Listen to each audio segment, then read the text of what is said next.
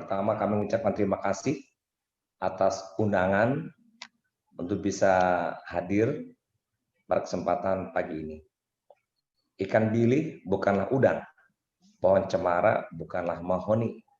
Terima kasih saya telah diundang dalam acara psikologi ini. Dan tentu kami sangat senang karena bisa bersilaturahmi dengan sesama profesi, baik psikolog ataupun yang menggeluti psikologi Islam. Mudah-mudahan walaupun di suasana pandemi, kegiatan ini sangat produktif. Dengan setidaknya kita bisa bersilaturahmi. Banyak di sawah tumpukan jerami, letak aneh-aneh entah di mana. Memang susah kita bersilaturahmi, tapi pagi ini bisa terlaksana. Walaupun secara virtual. Ikan gurami, ikan bawal, potong sendiri dengan belati. Walau silaturahmi secara virtual, semoga ini tak mengurangi arti. Jadi Bapak Ibu yang saya hormati, ini saya nih kalau yang kenal nih Pak Zera, Pak Ketua ya, kemudian Ibu yang mungkin mohon maaf tidak begitu dekat ya, tapi insya Allah silaturahmi ini bisa mendekatkan karena saya memang secara profesi terhambat untuk bisa terlibat penuh karena kegiatan sebagai gubernur mungkin menyita yang begitu banyak kegiatan yang tidak langsung melakukan pengembangan kepada psikologi. Jadi mudah-mudahan silaturahmi ini bisa berjalan baik. Dan kemudian kami juga memberikan apresiasi kegiatan workshop dan sekaligus pengukuhan pengurus Asosiasi Psikologi Islam pada kali ini. Ayam pop dari sawahan, dagingnya besar jadi idola. Ada workshop, ada pengukuhan. Peserta mendaftar gratis pula. Beli garam, beli cuka, di rumah tetangga ada yang dekat. Suatu program yang disuka, peserta juga dapat sertifikat. Ini udah lebih 218 peserta nih, Pak Zera ya. Itu bisa memberikan suatu sertifikat kepada mereka yang terlibat. Tentu juga saya apresiasi pada kesempatan ini. Parang besi terus ke Sumani, beli mukena di Sukarami. Saya apresiasi acara ini bisa terlaksana di tengah pandemi.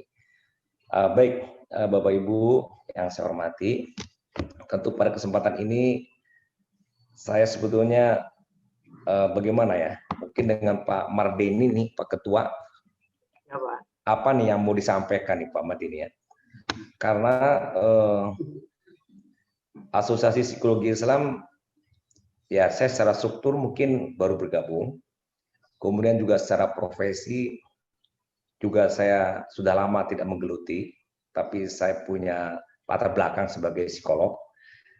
Mungkin saya begini aja lah ya Pak Mardeni ya, sama Pak Zera, saya ngomong aja gitu kali ya. Ngomong aja apa yang ada di kepala saya yang kira-kira mungkin jadi pikiran saya begitu. Tapi benar salahnya tahun nanti dikoreksi lah kira-kira, apalagi para senior-senior yang hadir di sini yang juga ikut mendengarkan. Jadi begini, kita menyebut psikologi Islam. Kadang-kadang ada satu pemahaman yang menurut saya kurang tepat kalau kemudian kita melegalisasi ya, membenarkan teori-teori psikologi dengan Islam. Nah, itu mungkin menurut saya kurang tepat, apalagi yang dilegalisasi itu nilai-nilai yang sebetulnya teori dan mazhab dalam psikologi itu memang tidak Islam. Dasarnya prinsipnya ya tidak bisa. Tapi kalau kita ini bisa contoh begini misalnya. Mungkin teori psikoanalisa, teori Sigmund Freud. Itu kadang-kadang ada kita mengambil dalil untuk menguatkan. Nah, padahal Sigmund Freud sendiri dia ateis dan dia sendiri dasarnya untuk mengungkap mazhabnya dari mulai id, ego, superego, kemudian libido dan sebagainya itu kan tidak begitu tepat dengan pengertian Islam yang saya tahu ya, yang saya tahu nih, mungkin saya salah atau tidak, mungkin bisa dikoreksi. Nah itu saya rasa bukan itu kerja kita dalam psikologi Islam. Tapi ketika mengangkat misalnya dalam psikologi, dalam psikoanalisa itu mungkin ada teori katarsis misalnya, mengungkap orang untuk bisa terungkap, curhat, dia bisa kita probing untuk dia cerita dan sebagainya. Itu memang ngambilnya dasar dari teori alam bawah sadar, ya, teori Sigmund Freud. Nah, tapi ketika kita menjelaskan tentang proses katarsisnya, saya setuju untuk dijelaskan dengan nilai Islam. Tapi tidak kita kaitkan dengan teorinya Sigmund Freud gitu. Artinya apa? Orang itu kan punya pengalaman, dan pengalaman itu kan punya bekas dalam memori. Kemudian kita tanya dan sebagainya, itu katarsis. Nah, saya selalu misalnya dalam ceramah-ceramah, contoh misalnya hadis Nabi tentang silaturahmi gitu ya, tentang silaturahmi. Ada yang menarik. Kenapa Rasulullah menyuruh kita bersilaturahmi? Ada 2 ganjaran manfaat yang didapat. Pertama, tambah rezeki dengan silaturahmi. Yang kedua, dengan silaturahmi tambah umur. Nah, kalau tambah rezeki jelas. Dengan silaturahmi kan banyak kenalan, banyak networking, itu udah nggak perlu diceritakan lah. Kalau networking kan bisa memperluas bisnis, kalau dia punya dagangan laku dan sebagainya. Tapi bisa memperpanjang umur. Nah, saya coba terangkan nih dengan teori katarsis, dengan pendekatan curhat katarsis itu. Jadi kalau orang silaturahmi ini kita nih, kayak alumni SMP ketemu, alumni SMA, alumni kuliah saya ketemu, udah tuh ketawa, gembira, suaranya, wah udah pokoknya luar biasa, udah lupa semua itu. Nah itu kan proses apa namanya, proses curahan hati dan curahan perasaan dan pikiran. Yang namanya utang bisa lupa, yang adanya masalah juga lupa dan sebagainya. Sehingga beban-beban yang menjadi masalah pikiran akibat dari kehidupan keseharian dengan silaturahmi itu berkurang dan hilang ataupun mengecil sebagainya, sehingga berkurang pula penyakitnya, maka bertambah pula umurnya. Nah itu yang coba saya jelaskan gitu ya. Nah itu misalnya satu contoh. Jadi coba kita analisa dengan apa yang ini. Tapi peran psikologi Islam bukan membenarkan yang salah, apalagi teori-teori yang akarnya itu udah salah. Maka itu kan kalau kita lihat mazhab yang ada di psikologi, ada dari behavioristik, ada humanistik, ada kognitif, ada psikoanalisa, banyak macam-macam, itu kan tergantung dari teori, itu tergantung dari tokohnya siapa. Kita juga bisa buat mazhabnya Zera, mazhabnya apa namanya Mardeni gitu kan, mazhabnya Irwan, bisa, nggak masalah. Asalkan kita punya bukti dasar yang kita lakukan itu benar dari pengalaman. Nah, kalau pengalaman kita orang Islam ya tentu nilai Islam yang kuat. Oke, jadi itu misalnya melegalisasi saya kurang setuju. Tapi kalau mengambil poin-poin yang ada kaitannya dan kita bisa mengembangkan sendiri, seperti tadi contoh ya, mungkin benar apa tidak saya tadi sebut saja mengenai silaturahmi bisa perpanjang umur tadi ya, kan dengan silaturahmi itu kita bisa lepas pikiran, perasaan, itu kan proses katarsis yang kita kalau dalam apa pendekatan klinis itu kita kan menyuruh dia untuk terbuka, cerita, curhat segala macam. Nah itu contoh misalnya. Kemudian psikologi Islam mengambil beberapa poin-poin dalam psikologi, bisa disebutlah developmental task, ya, tugas perkembangan anak, remaja, dewasa misalnya. Nah, itu kan peran anak bagaimana, remaja bagaimana, dewasa. Kemudian juga nanti ada peran orang tua. Gitu. Nah itu kalau itu kan sebetulnya sunatullah itu, ya anak misalnya baru lahir, misalnya disuruh dalam Al-Quran menyusui 2 tahun, menyempurnakan menyusui 2 tahun. Itu kenapa kok disuruh oleh Al-Quran gitu? Nah itu dalam teori perkembangan anak bisa nyambung itu. Bahkan teori kesehatan itu menyebut 1000 hari pertama kritis. Itu kan 9 bulan plus minus, tambah dengan 2 tahun dia menyusui, itu mendapatkan satu angka 1000 hari, dan itu cocok dengan nilai yang ada di dalam Islam. Nah, itu bisa dijelaskan kenapa ya dalam perkembangan anak itu perlu menyusui, ya kan, nanti tentu ada kebutuhan-kebutuhan lain lah, seperti kebutuhan motorik kasar, halus, dan lain sebagainya, mental, sosial, emosional, dan verbal, dan sebagainya, kognitif juga, pengaruh kognitif.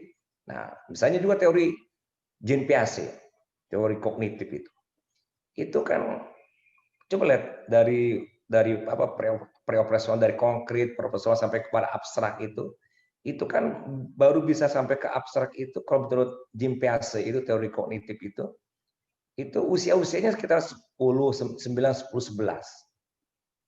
Nah, itu betul dengan teori Nabi yang mengatakan balih.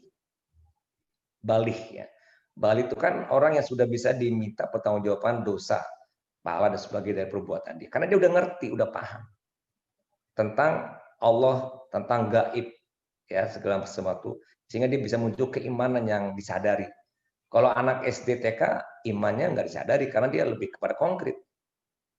Kognitifnya pada suatu benda, kata-kata pun kata-kata yang konkret. Kalau kata-kata nanti, itu nggak ngerti nanti itu apa, nggak bisa. Tapi kalau susu, ya susu, oh nanti dikasih, nggak nangis terus tuh anak. Orang tua yang salah. Anak nangis minta susu, dijawabnya nanti, nanti, nanti, tambah nangis, itu nggak ngerti nanti. Mau dijelasin pun anaknya nggak ngerti, anak bayi itu, apalagi usia masih bayi, 2 tahun pun juga nggak ngerti, 4 tahun pun masih belum ngerti. Baru berhenti nangisnya dikasih konkret, yaitu susu. Nah, itu proses ini, itu kan bisa kita ambil beberapa dalil yang muncul dari hadis, ya kan, sehingga nyambung itu semuanya. Nah, itu poin kedua tadi, kalau tadi tidak kita benarkan melegalisasi yang salah, tapi saya masih berpikir untuk psikologi Islam ini mengambil dari nilai-nilai yang ada, kita cocokin, dan menurut saya bisa lah gitu ya. Misal tadi yang 2 tahun menyusui, mungkin balik, ya kan. Kemudian juga pesan Luqman kepada anaknya mengenai remaja. Oh, banyak sekali, itu bisa diambil. Ya, oke. Nah, itu yang paling banyak kita lakukan. Nah, tapi yang paling bagus itu yang ketiga, menurut saya, psikologi Islam. Kita memformat, meng-create suatu teori sendiri. Misalnya contoh dalam hal pembentukan karakter. Nah, misalnya hadis Nabi, ya, hadis Nabi, kulu mauludin yuladu ala fitrah. Fabahu yuhawidanihi au yunasiruni au yumajisani. Nah, ini kan hadisnya bunyi setiap anak lahir fitrah. Berarti ketika lahir fitrah itu, berarti ada bawaan.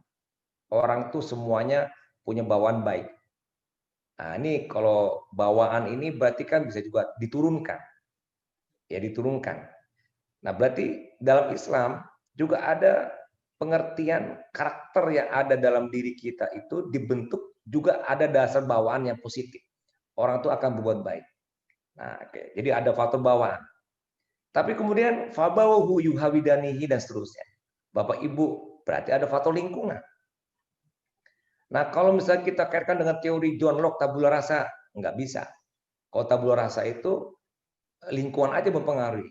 Dia tidak peduli dengan fitrah, dengan bawaan. Teori behavioristik nggak cocok juga. Kenapa? Kalau teori behavioristik, dia katanya kasih saya 10 orang. Nah, bisa tiru teori Pavlov, teori Skinner, dan sebagainya, itu kan meniadakan nilai mental, emosi, dan nilai bawaan. Fitrah itu dia tiadakan. Mau jadikan orang jahat bisa, jalan bisa. Nah, kemudian bawa teori apa yang bawaan murni 100%. Enggak juga bisa. Nah, kan banyak juga mazhab yang ini turunan dah. Keturunan kan ada juga dalam psikologi ini, mazhabnya pasti banyak lah ya. Nah, kita enggak. Tapi kalau ini menurut saya, nah, jadi poin ketiga itu, kita meng-create dalam psikologi Islam, ini menurut saya gitu ya, itu dalam mencetak karakter, perilaku, kepribadian, kapasitas, kompetensi, ya, itu bisa dengan pendekatan gabungan antara bawaannya yang fitrah dan lingkungan yang namanya tadi orang tua dan sebagainya. Nah, ini kita create jadi suatu teori dalam psikologi Islam dengan mengambil satu hadis tadi dikuatkan dengan banyak hadis. Faktor lingkungan banyak. Hadis tentang berteman, kan Nabi menyuruh berkawanlah dengan kawan yang baik, dengan orang jualan minyak wangi gitu kan. Jangan kalau dengan orang pandai besi ya kita dapat panas dan sebagainya. Ini kan faktor lingkungan.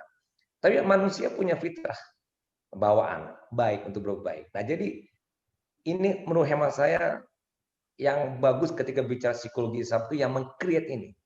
Jadi kalau yang pertama itu saya tidak setuju kalau semua dikuatkan dengan dalil-dalil Islam diada-adakan, pada konsep yang kita kuatkan itu dasarnya akarnya bukan dari Islam. Nah, itu saya kurang setuju. Yang kedua, mungkin tematik. Ya, tematik ini tadi ada mengenai silaturahmi kok panjang umur.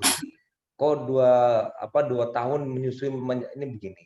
Kok kenapa balik begini. Itu bisa tematik kita jelaskan dan kita bisa langsung mengambil dalil-dalil Quran dan hadis ya untuk ini. Tapi yang bagus itu yang kita create. Kita menciptakan teori sendiri. Ya, teori sendiri dari ayat-ayat dalil-dalil yang muncul yang kemudian kita jadikan sebagai suatu konsep.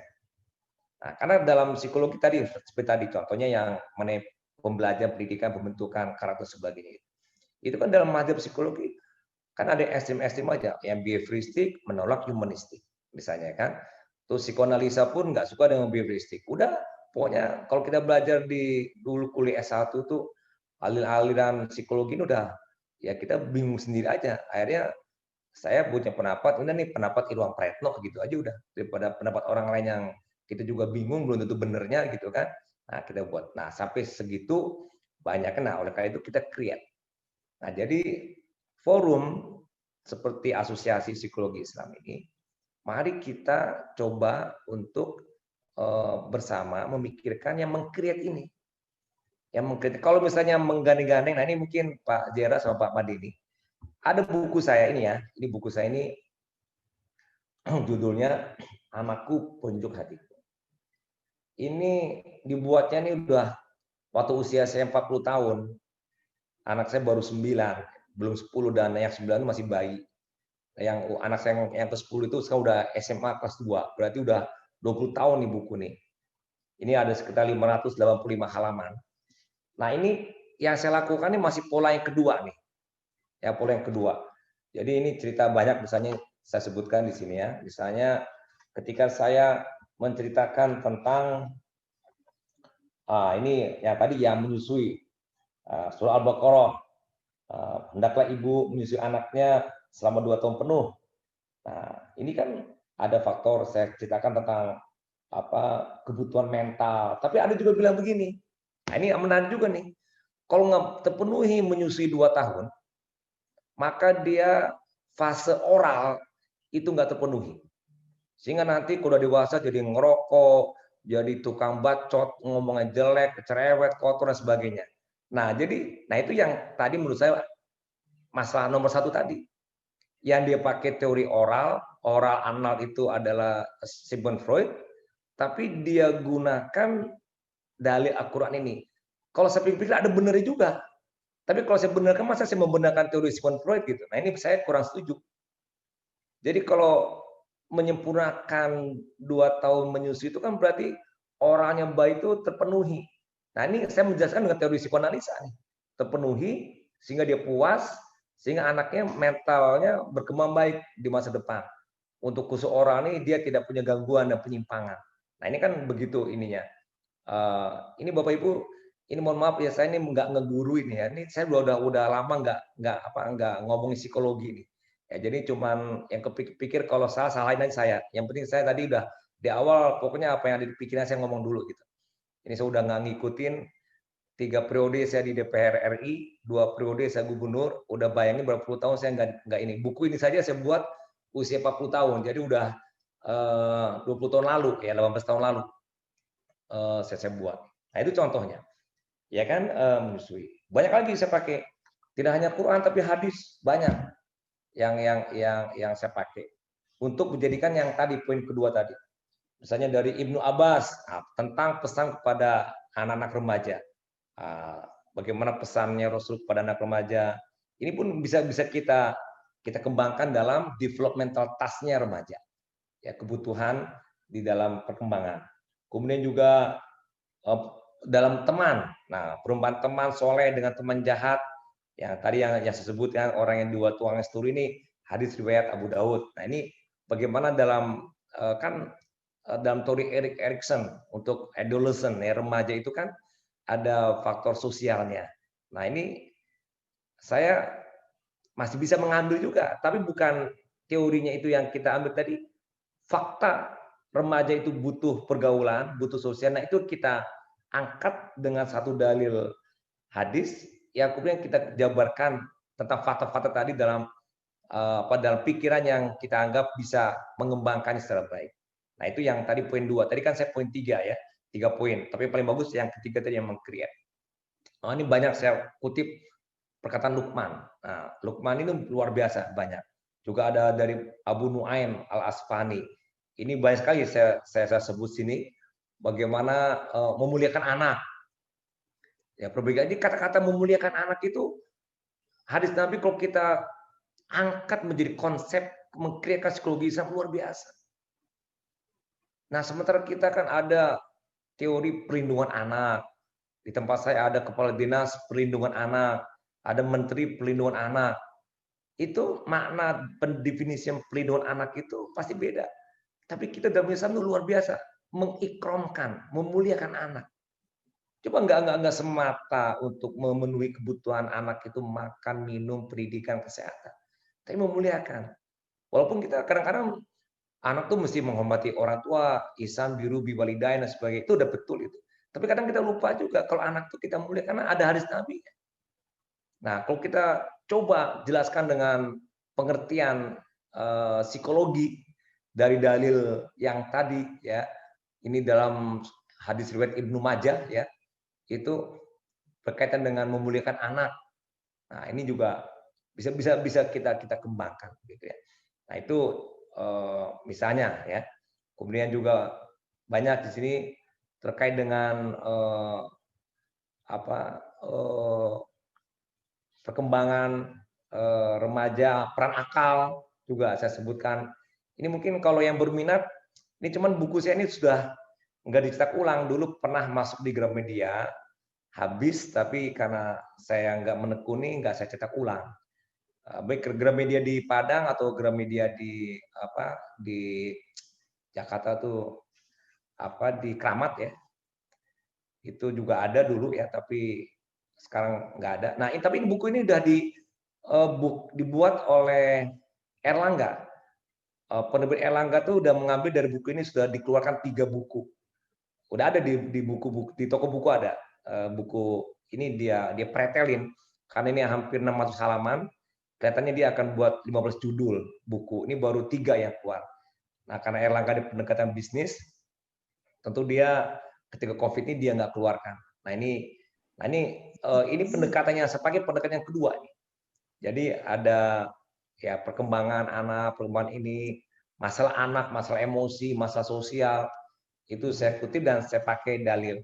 Mudah-mudahan saya tidak termasuk kelompok yang satu yang membenarkan yang salah, gitu. Tapi saya ngambil fakta-fakta bukti yang memang ada, fakta-fakta bukti tentang anak yang bergaul, mengenai masalah kognitif dan lain sebagainya. Nah, jadi Bapak Ibu yang saya hormati, mungkin 3 itu ya yang saya merasa psikologi Islam menjadi perhatian ya, yang paling bagus. Mari kita bersama karena kaya sekali Islam itu, dan Islam itu kan sebetulnya membentukkan akhlak. Kan Nabi juga begitu katanya. Inama buistu liutama makarimal akhlak. Jadi aku diutusnya untuk menyempurnakan akhlak, untuk membentuk akhlak. Jadi apa yang disampaikan Nabi, walaupun Quran yang disampaikan, walaupun hadis yang disampaikan, itu nuansa dan dominasinya dan pembentukan akhlak. Nah, itu kalau kita coba gali, waduh luar biasa.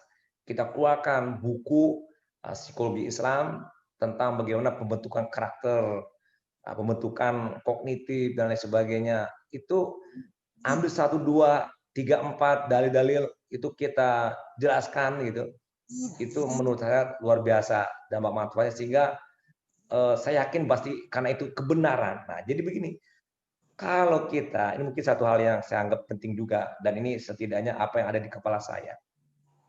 Kalau teori yang kita dasari tidak berdasarkan Islam, itu salah. Nah, ini mohon maaf kalau ada yang mengatakan saya ini ekstrim banget gitu ya. Kalau enggak itu salah ya, karena saya pikir al-haqqu mir rabbik fala takunanna minal mumtarin. Jadi yang benar itu kan mendatang dari Allah. Itu kata Allah, gimana? Udah begitu fakta dalilnya gitu. Kita nggak bisa pungkiri. Jadi kalau kalau kita ingin bicara orang, ya manusia, itu kan ciptaan Allah. Allah Maha tahu. Dan Allah pun telah mengajarkan melalui Quran dan hadis tentang bagaimana membentuk karakternya. Dan itulah syarat. Jadi kalau ada teori-teori yang kemudian secara nilai, secara nilai cocok dengan nilai Islam, insya Allah itu benar dan langgeng dan keterusan. Nah, ini saya tidak, apakah menyebut ini cocok apa enggak, misalnya teori humanistik, Carl Rogers misalnya, ada hierarchy of need gitu.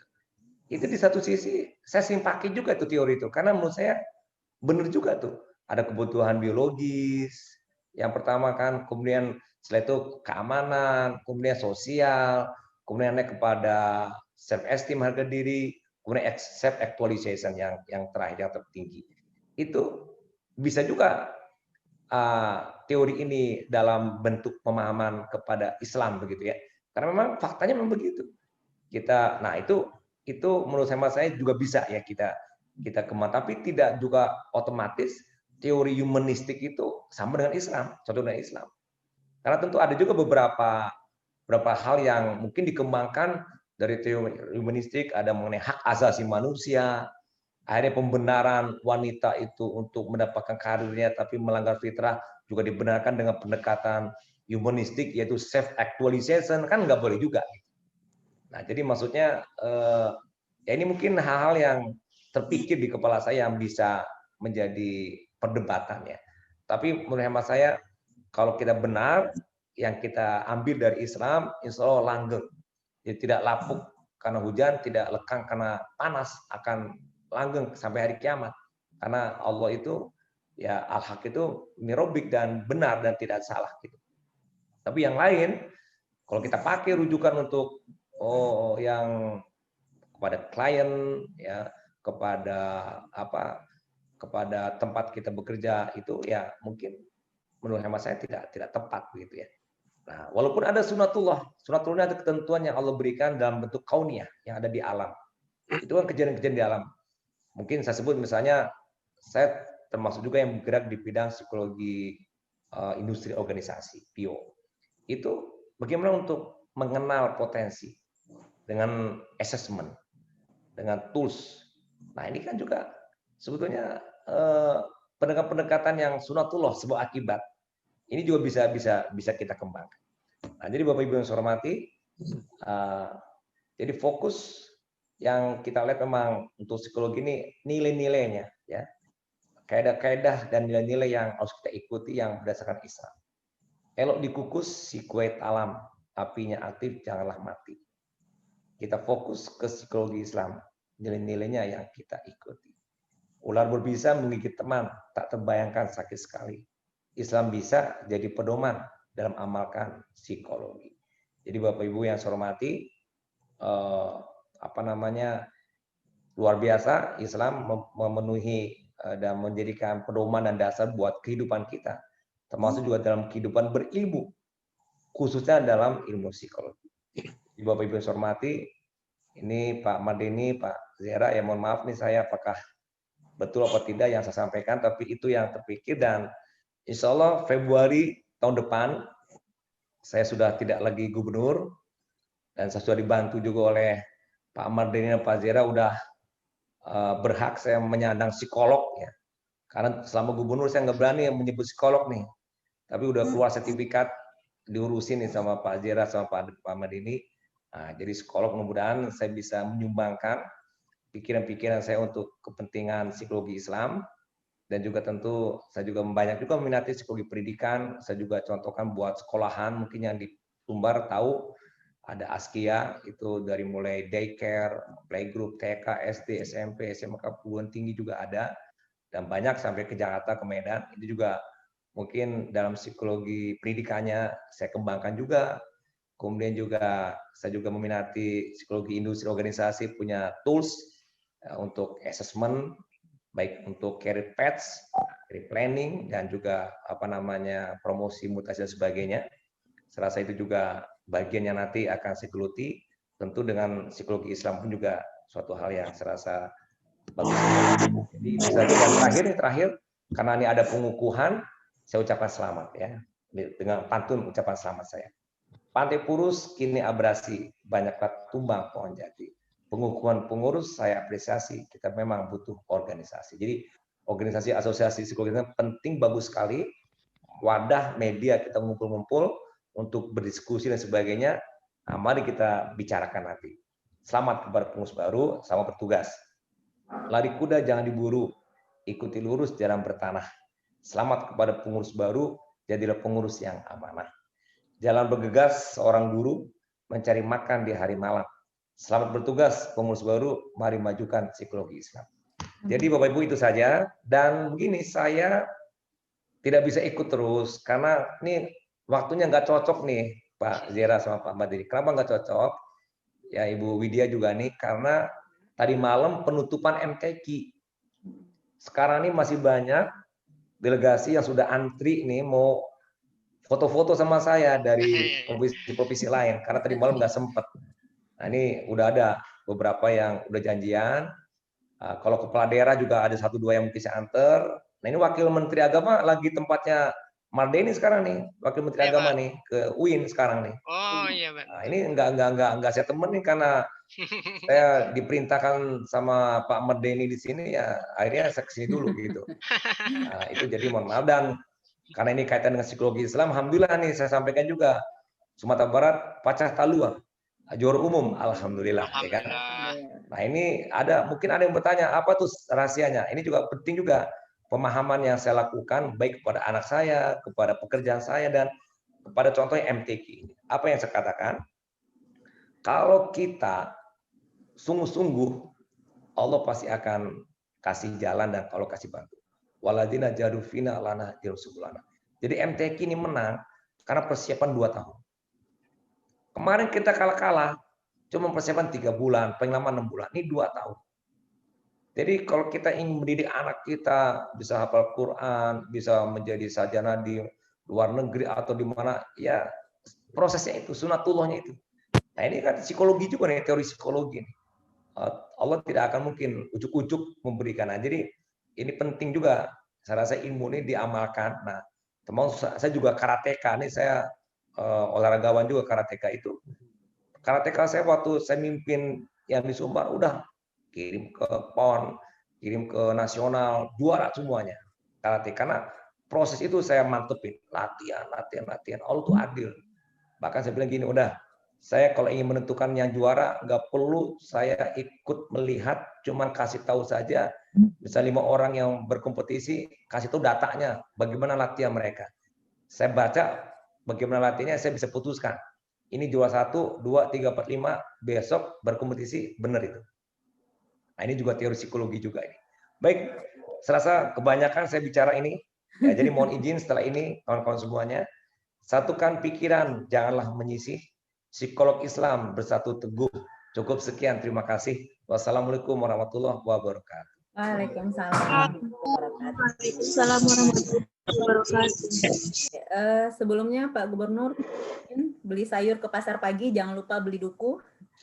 Pak Gubernur pergi, marilah kita foto bersama dulu. Hebat nih Ibu. Dan sahabat Bu Widya hebat ya, pantunnya. Belajar Pak, baru belajar Pak. Tapi bagian bukunya tuh Pak Denny dapat ya, saya kemarin minta. Siapa Banyak yang minta Bapak. Tentunya kalau ada buku dari Pak Gubernur.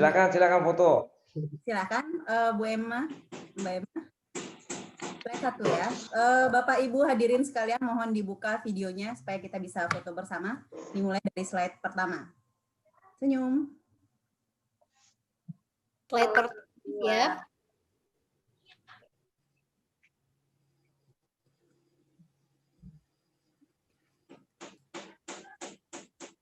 Slide 2.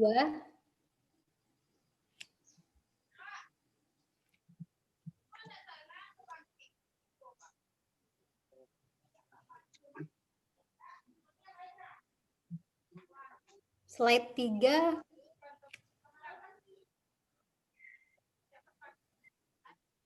Masih banyak yang belum buka video.